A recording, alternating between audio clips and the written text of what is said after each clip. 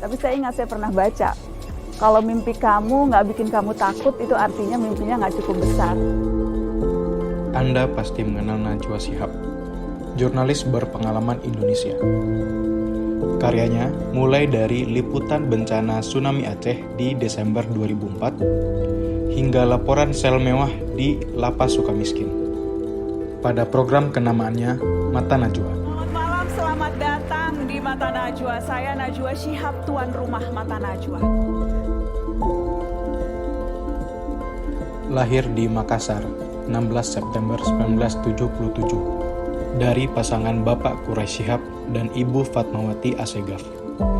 Beliau mendapatkan gelar sarjana dari Fakultas Hukum Universitas Indonesia. Pada tahun 2009, Najwa berhasil mendapatkan gelar Master of Laws dari Melbourne Law School. Najwa Shihab lulusan sarjana hukum. Ia lebih memilih jurnalistik sebagai karirnya. Ketika masih menjadi mahasiswa UI, Najwa Shihab melakukan magang di divisi berita RCTI. 1 tahun setelah lulus dari UI, Najwa Shihab memulai karir jurnalistik di Metro TV sejak tahun 2000. Ia diangkat menjadi pembawa berita news anchor seperti Prime Time, Suara Anda, dan Mata Najwa. Tahun 2004, ia sukses meliput berita tsunami di Aceh dan mendapatkan penghargaan dari Persatuan Wartawan Indonesia. Setelah 17 tahun berkarir di Metro TV, tahun 2017 ia mengundurkan diri dari Metro TV.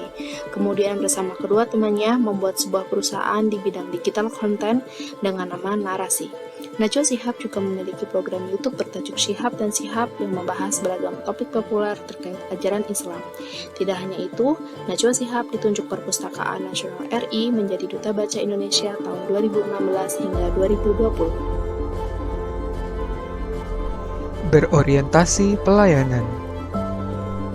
Salah satu bentuk pelayanan publik yang ditunjukkan oleh Najwa Shihab adalah dengan aktifnya beliau dalam menyuarakan keluh kesah masyarakat.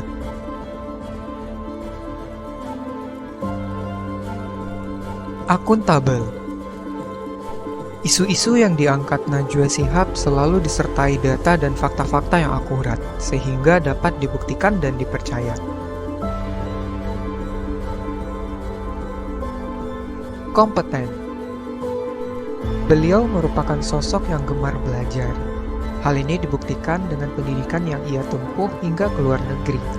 Selain itu, ia kerap berdiskusi dengan tokoh terkenal. Ia juga pernah menjadi duta baca pada tahun 2016 untuk meningkatkan minat baca Indonesia. Nilai harmonis. Najwa Shihab merupakan sosok yang inspiratif karena sifatnya yang terbuka akan perbedaan.